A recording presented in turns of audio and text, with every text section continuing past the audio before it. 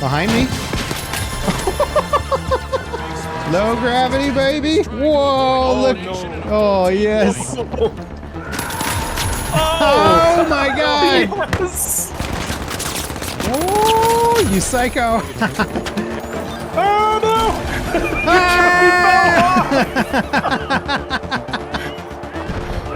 The final second beta is here, and it is a blast. Embark Studios has made some significant updates to their competitive destruction shooter, and it has become significantly better since the last time I played. Now, if you missed my previous coverage of the finals, this is Embark's first game. It's an exciting multi-team tournament mode concept where you fight over cash boxes in a virtualized world. And as far as I know, it's the only game that does dynamic server-side destruction on this level, which is honestly such a cool feature. Just about everything in the game can be destroyed, and it opens up new ways of attacking points and getting to your objective. Trying to get a cash box, but it's out of your reach? Maybe just blow up the floor beneath it and let it drop down to your location. Or just simply bring a building down on top of your enemies. The finals is epic, zany, and I love every second of it. Now, the second beta is a closed beta running until the 20th, so unless you got an invite or someone gave you a key, you won't be able to get in. However, you can still sign up on the Steam page and you might get invited. I believe this is a closed beta because they're still testing the modes and gameplay versus trying to stress their servers to the breaking point. But toward the end of the beta, I wouldn't be surprised if they started opening it up to a lot more invites. Now, this updated build brings some new modes, new weapons, and some nice quality of life features and updates to the UI. The first major difference is the new Quick Cash mode, a casual, friendly, single round mode where you can jump in and play for a win without the stress of the tournament system. Instead of having 4 teams and 2 cash boxes, it's been reduced to 3 teams, so 9 players total, and only a single cash box, which means that the focus of combat is actually much more intense, despite having less players in total. And I really like how this new mode plays out. You don't lose cash when your team wipes, the respawns are unlimited and a lot faster, and the extraction timer is faster as well, so you can play much more loose and just have fun with it. And I think a lot of my criticism of the game mode from the first beta is more or less fixed with this casual mode. Now, the tournament mode, which will be the heart of competitive play, has also been updated. Before, it matched 48 players together in 4 different game sessions that would ultimately result in 2 teams making it to the finals and competing for the final victory. This time, the tournament mode has been reduced to 24 players total, competing over 3 different matches. It's still plenty challenging, and I think it does work nicely, as the time commitment for a single tournament isn't as severe as it was. There's ranked and unranked play for the tournament, and I even think they have some exclusive unlocks for this closed beta, which will carry over to your main account if you get them. And of course, I mean cosmetic unlocks. Now, it also feels like the timings of tournament play has been tightened up a bit, with more opportunities to steal and make clutch plays, though I will say that the element of chance still plays a big role. Being the first team to grab a cash box and make it to an extractor doesn't feel quite as valuable as it was before, as you may have to defend against 2 or even 3 teams trying to come in and take it. Sometimes just biding your time and being the last team up is all that it takes to get the cash and win the round. It's a fun dynamic, and one that has to be well understood to make the big plays. There's also some nice heads-up display changes to make the scoring much easier to understand. Rather than having a more traditional 1v1 team approach, the finals has 4 different teams all competing for victory, and it can be hard to understand how points are being awarded and if your team is in danger of being eliminated. Especially since the top 2 teams move on and the bottom 2 are removed, it's not always clear. However, now you can better read how much cash a team will make if they get an extraction and if they're going to move up in their standings compared to you. It also shows the teams in danger of being eliminated with little red dots next to their team names. It's certainly an improvement, but I also think an elimination zone bracket like they show in, say, F1 qualifying rounds might better illustrate to teams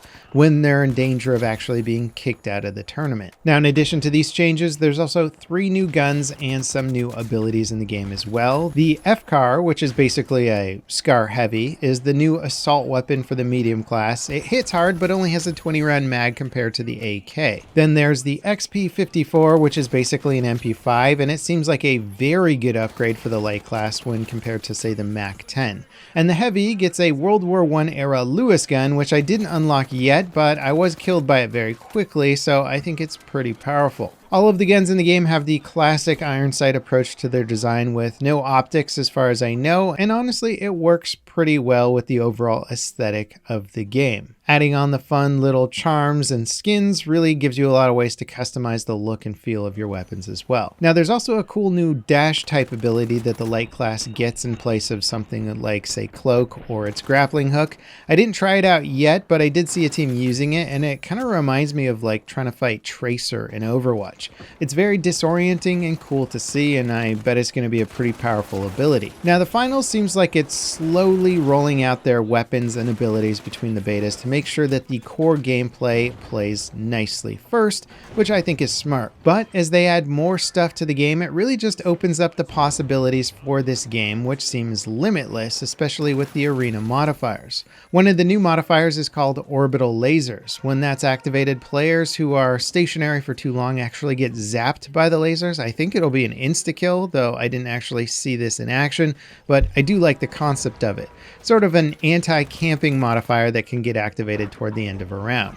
Low gravity, meteor shower, and boosted damage are some of the other ones returning from the previous beta, and of course those are good fun as well. Now these modifiers combined with the creative approach to combat and destruction gives the finals a lot of depth for a seemingly simple concept. The game is extremely fun to play, and I really hope that players adopt the game for the long term. It might be a little bit trickier to follow the gameplay than, say, watching a round of Overwatch, but its wild gameplay allows for even bigger plays and crazier moments, in my opinion. Now that said, there are still some annoying things about the game design. One of them is being locked into your class selection when you start a game or a tournament. That means if you, say, pick a light class, but it's just not working out as well as you wanted to, or it's not synergizing with your team, or it's getting hard countered by another team, you can't switch your class during a match or even between matches if you're in a tournament. If your team forgets to bring in a medium class medic, well, you're kinda screwed. This doesn't make a lot of sense to me, and I feel like the game would be better in the long run if players could just swap classes either between lives or at the very least between rounds. It might be cool to see a team alternate from full stealth builds with light classes to full heavy builds with sledgehammers to keep the other teams guessing or surprise them. I think it would only enhance the strategy and excitement overall. The other really annoying thing is the new unlock system that they added with this beta. To unlock new weapons and abilities, you need to go into the menu outside of a match, find the thing that you want to unlock, and select Activate Unlock Process.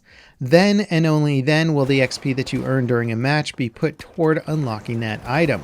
Once unlocked, you then have to repeat this process for the next item that you want. And if you forget to select an item, I believe your XP just doesn't get applied to anything. I'm not confirmed on that, but that seems to be how it works.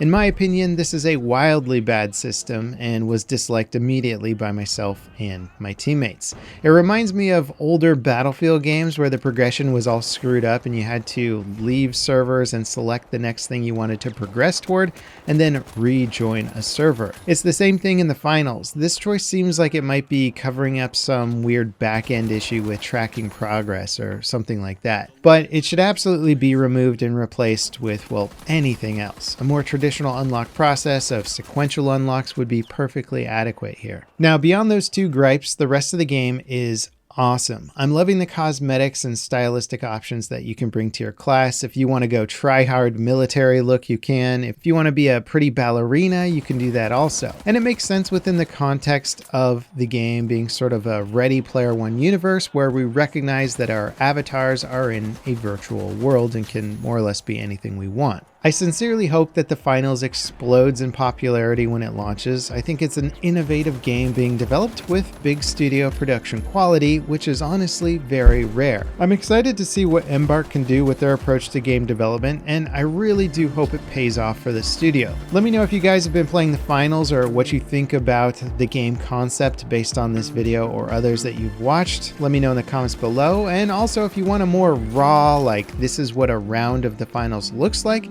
check out this video here. As always guys, thanks for watching, and I'll catch you next time. This is Level Cap signing off.